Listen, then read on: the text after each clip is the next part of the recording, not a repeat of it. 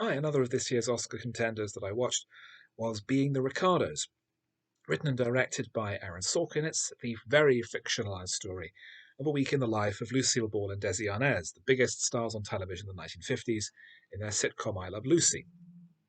And the film tells of the time when Ball was accused of being a communist by the House of Un-American Activities Committee, while also struggling with Arnez's alleged infidelities and just trying to get the show made at the end of the week. Nicole Kidman plays Ball. Desi Arnez is played by Javier Bardem, and there's a big roster of supporting characters, many of whom I recognised, and it was weird seeing um, actors from Arrested Development together and almost playing the same types of character, but not. It was awkward and poorly chosen, and that's a problem I think with the whole movie, which is the two main roles are so poorly cast. Nicole Kidman with her cold, frosty, unexpressive acting style is possibly the worst person to cast as Lucille Ball, who was so expressive and so ebullient on screen, and she completely fails to in any way replicate um, that performance. But then there's a total disconnect with how she is behind the scenes as well, where she was well known for being a tough, very capable businesswoman who ran a successful minor studio for some years. Um, and Kidman is just so distant and unlikable and uninteresting because she's all enclosed and so inexpressive that the performance immediately fails. Bardem seems to have been cast because he's Hispanic. He's from Spain, whereas Arnez was famously Cuban. So Bardem appears to have been browned up for the role, which in the current climate strikes me as somewhat insensitive. But as well as that, he doesn't have the lady killer charm on screen that Arnez needed to have.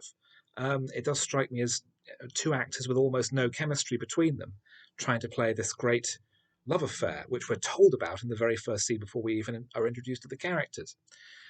Aaron Sorkin has a history of writing about what goes on behind the scenes of comedy with Studio 60 on the Sunset Strip, his follow up to The West Wing, in which he would recount in each episode a week in the life of a Saturday Night Live style live sketch show.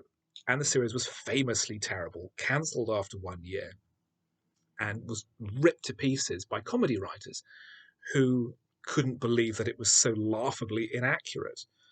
The idea that an entire 90-minute comedy sketch show could be written in 4 days by one person, for example, which is insane.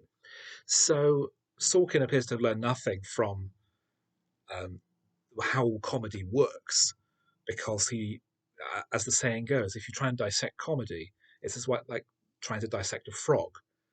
You end up learning nothing except you have a dead frog, and this movie is a dead frog. Um, the relationships between the characters are poorly structured and unbelievable. Um, we learn only the very basics of how the program was even made. Um, and I'm not really sure what the point of the movie is because it's so heavily fictionalized. All these various stories and various incidents in Ball and Arnez's relationship are piled on top of each other in the course of a single week, so that we can't have any idea of what this, how much of this is true because it's so heavily fictionalized that it no longer has any real meaning. Um, on top of that, you have the use of contemporary language, which is completely out of place. The word gaslighting is used decades before it entered into modern parlance. There's even the use of the word firewall, which obviously is an architectural term, but it feels oddly out of place and poorly chosen. Um, and at the end, as a way of clearing Ball's name, and this isn't really a spoiler because we know from history that she wasn't to suffer career-ending scandal. Desi Arnaz gets J. Edgar Hoover to phone her through to the studio and puts his call through to the audience to say, no, Lucille Ball is not a communist. I don't believe for 1 second that happened.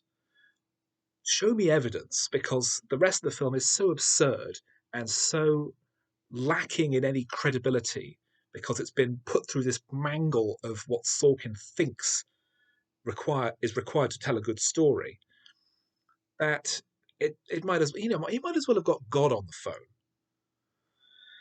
So the result is a badly acted, badly written, generally quite badly directed film. Pure Oscar bait, because it has a star wearing prosthetics and makeup to transform her into another beloved star. Kidman is clearly after another Oscar. She won't get it and doesn't deserve it. The film is bad, and you shouldn't watch it.